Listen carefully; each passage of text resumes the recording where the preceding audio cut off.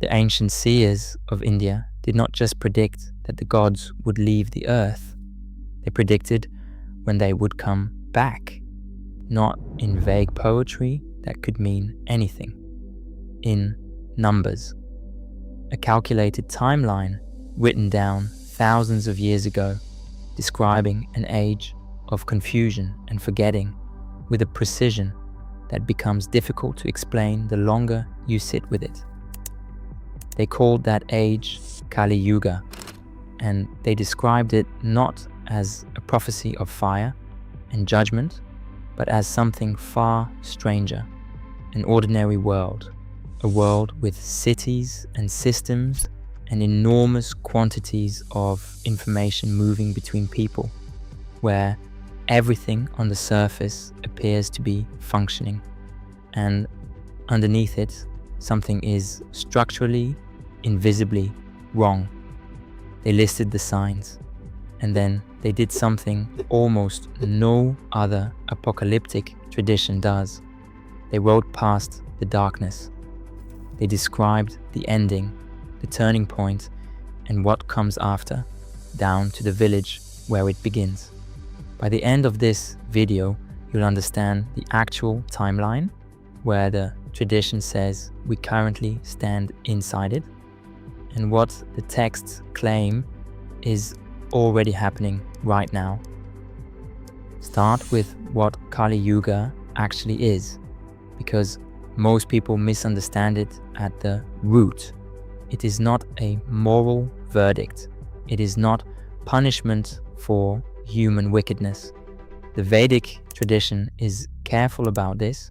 Kali Yuga is a position in a cycle, a season in the breathing of cosmic time. Winter does not punish the flowers for dying. Winter is simply winter. The cycle has 4 ages. Satya Yuga, the age of truth, when the distance between a human being and the divine was no greater than the distance between a child and its parent.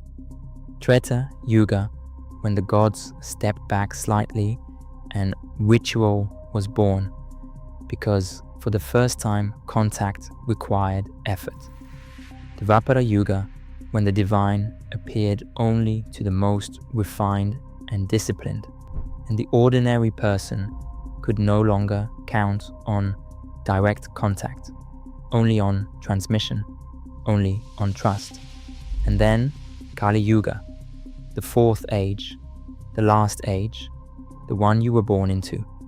The Bhagavata Purana describes it not as a rupture, but as a contamination, like a dye dropped into clear water. You do not see it immediately. Grain by grain, the clarity disappears. And one morning you look at the water and realize you can no longer see the bottom.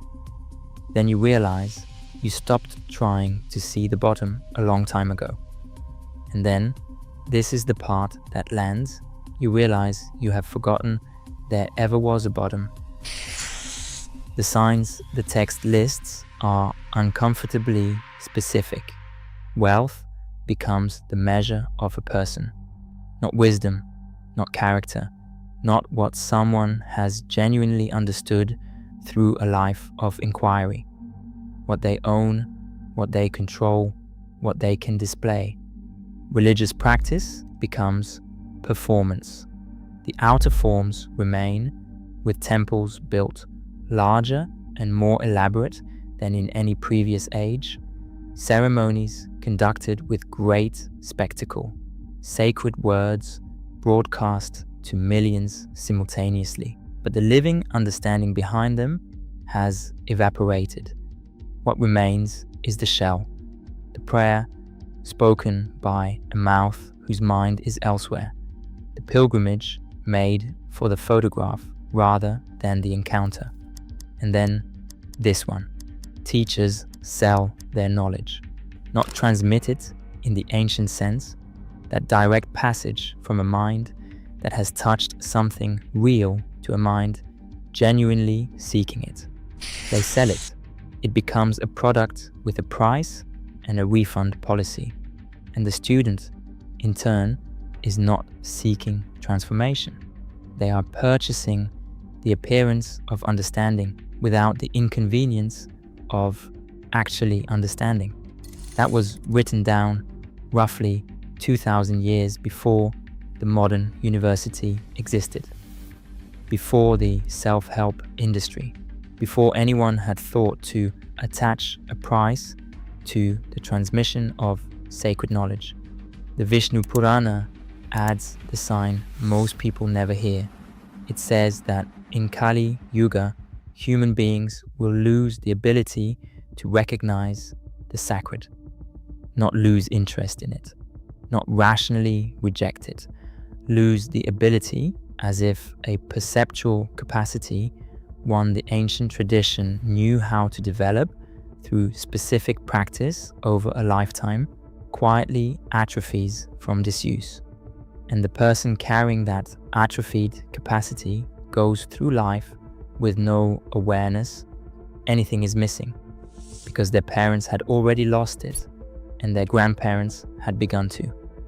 You cannot miss what you have no framework to imagine.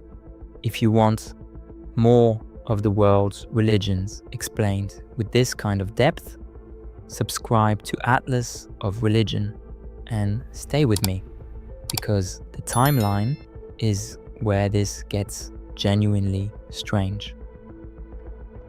The Mahabharata dates the beginning of Kali Yuga to a specific day, traditionally reckoned as February 17th, 3102 BCE, not an approximate era, a calculable date cross-referenced in later Indian astronomical works like the Surya Siddhanta against a described planetary alignment.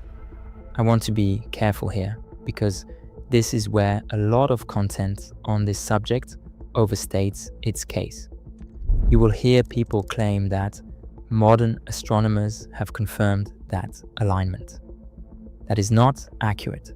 Backward calculation of the conjunction described is genuinely contested, and serious astronomers have argued the described positions don't match what the sky actually looked like. What is not contested is that the tradition itself produced a precise, internally consistent, mathematically structured date, which is remarkable enough without inflating it. And what the Mahabharata says about that date is the striking part. It does not say Kali Yuga began because of the war at Kurukshetra. It does not say it began because humanity had accumulated too much sin. It says Kali Yuga began on the day Krishna left the earth. One day he was here, the next day he was not. And the morning after his departure, the text says, was already a different kind of morning. The light was the same light. The rivers ran in the same channels. But something that had saturated the air of the world for as long as anyone could remember was simply absent, not diminished, gone, like the warmth that leaves a room, not when someone closes a window, but when someone sitting in it stands and walks away. Now, the duration. The mainstream Vedic calculation gives Kali Yuga a total length of 432,000 years. We are roughly 5,100 years in, which leaves about 427,000 years remaining. Most people stop reading right there. The number is so large, it functions as a verdict. The darkness is permanent on any scale a human being can relate to. But that number is not arbitrary.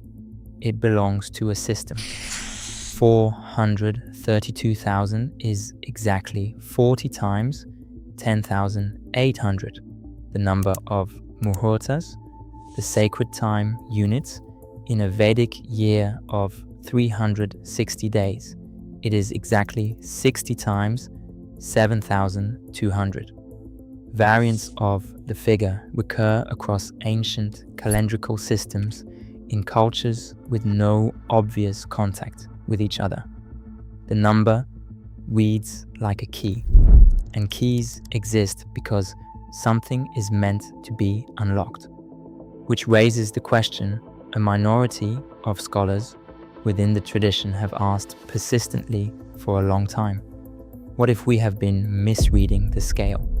What if 432,000 describes a larger containing cycle within which the yugas rotate, rather than the length of a single age? The clearest voice on this is Sri Yukteswar Giri, the Indian astronomer and scholar whose 1894 work, The Holy Science, laid out a rigorous alternative reading. He was not a fringe figure inventing comfort. He was a man of deep traditional learning who had also absorbed Western astronomy, and he applied both to the Yuga problem. Yukteswar proposed that the Yugas operate in a cycle of roughly 24,000 years, 12,000 descending from Satya down through Treta and Dvapara into Kali, and 12,000 ascending back up, the exhale and the inhale. By his calculation, the descending Kali Yuga bottomed out around 500 CE, and we have been in an ascending phase since, meaning we are not 5,000 years into a 400,000 year night. We are several centuries into a slow, difficult, genuine dawn. Honesty requires the caveat. This is a minority position. The mainstream reckoning of 432,000 years carries the weight of the most widely accepted Puranic sources, and the scholars who defend it are not being careless. Yukteswar's reading is internally coherent and elegantly maps onto astronomical cycles, but it is a reinterpretation, not a consensus. What is not in dispute is more interesting anyway. The texts describe what the end of the age looks like, and they insist it does not look like recovery. The Linga Purana says the final phase will appear worse than everything before it, not because the age is deepening beyond its own nature, but because darkness, when it is genuinely ending, does not fade gently. It concentrates. Think of a fire in its last minutes. It often flares brighter than it burned through the steady middle of its life. A final brilliance, and then the dark that follows is the dark of completion, not continuation. In that final phase, the text says, those who carry ancient understanding will be ridiculed. The inversion of values will be so total that the most lost will appear most confident, and those who have found something real will appear most uncertain, because genuine understanding makes a person humble, and the age mistakes humility for weakness. But the same texts add something that almost every discussion of Kali Yuga leaves out. This final phase is also the phase of maximum spiritual possibility, because when everything the culture offers as a substitute for the sacred has been tried and found empty, the reaching that remains is of a different quality entirely than reaching in an age when the sacred was simply available and unremarkable. Effort made against maximum resistance without cultural support produces something the sages of the Golden Age never had the opportunity to develop. Something earned, something tested. The Vishnu Purana has a word for the transition between ages, Sandhya, twilight, not the darkness, not the dawn, the threshold, when the sky holds both at once, and it is genuinely impossible to say whether night is ending or day has not yet begun. And crucially, the text says this is not an instant, it is a period. Centuries during which both qualities exist in the world simultaneously. If that framing is landing for you, hit like. It genuinely helps this channel reach people who are looking for exactly this. Which brings us to Kalki. Almost everyone who knows the name knows only the outline. The white horse, the blazing sword, the arrival at maximum darkness. And almost everyone reads it wrong because they read Kalki as a warrior. The Kalki Purana does describe him in martial terms. A white horse, a sword blazing like a comet. But in Vedic symbolic vocabulary, the sword that cuts through darkness does not kill. It distinguishes. It separates what is real from what has merely been agreed upon.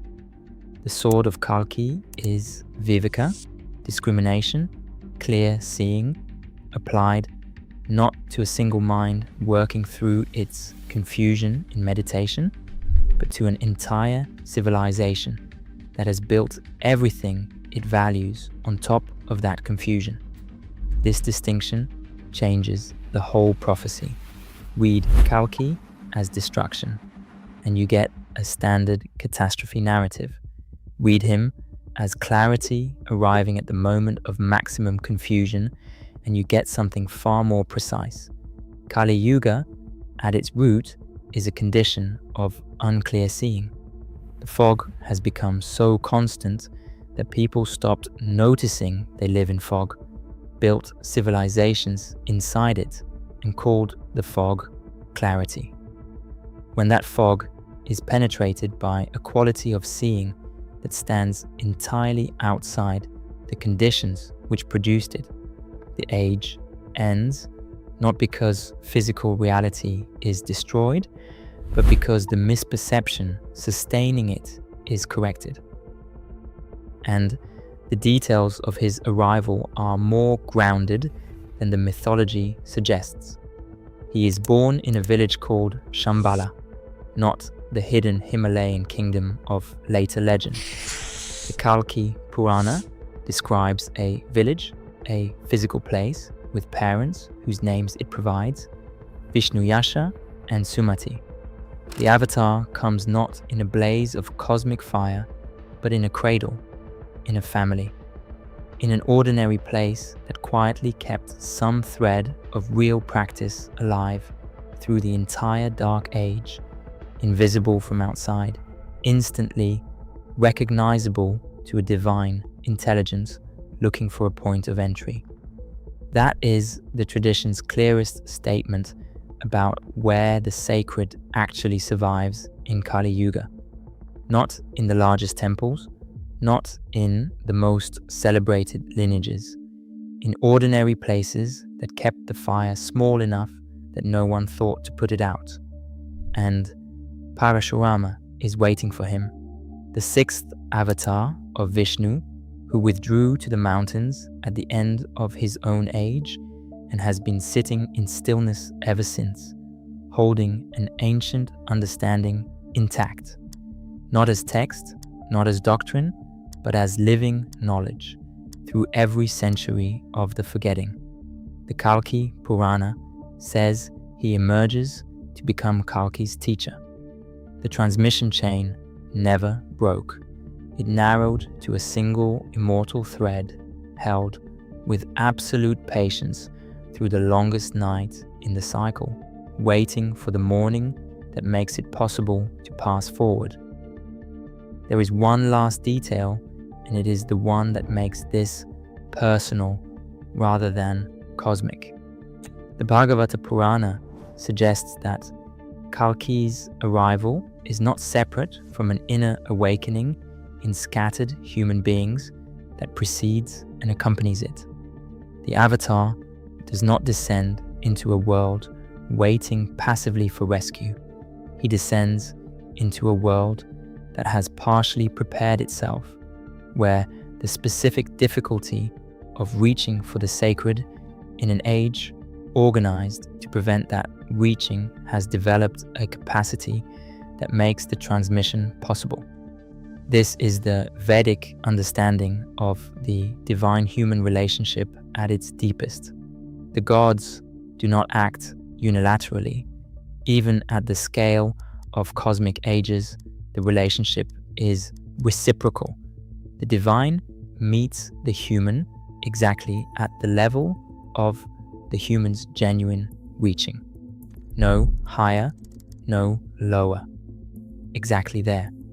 Which means the question the Kalki prophecy actually poses is not when will he come? It is whether you are part of the reaching that makes the coming possible. The Padma Purana closes its description of the transition with an image worth carrying. It says, those close to the turning will feel two things simultaneously, often in the same breath. The full accumulated weight of the age that is ending, the distance, the forgetting, the noise. And in that same moment, something else, a brief, inexplicable sense of being accompanied, of something very large, very patient, and very close that has been there the entire time. These are not contradictions. They are the two faces of the threshold, the full darkness felt completely, and the first light felt just as completely, in the same body, in the same breath. That, the ancient seers said, is what it feels like to live at the turning of an age. Thank you for watching. If this gave you something worth sitting with, subscribe to Atlas of Religion and tell me in the comments which traditions end times prophecy you want broken down next. If you want to keep going, the next video is right here. I'll see you there.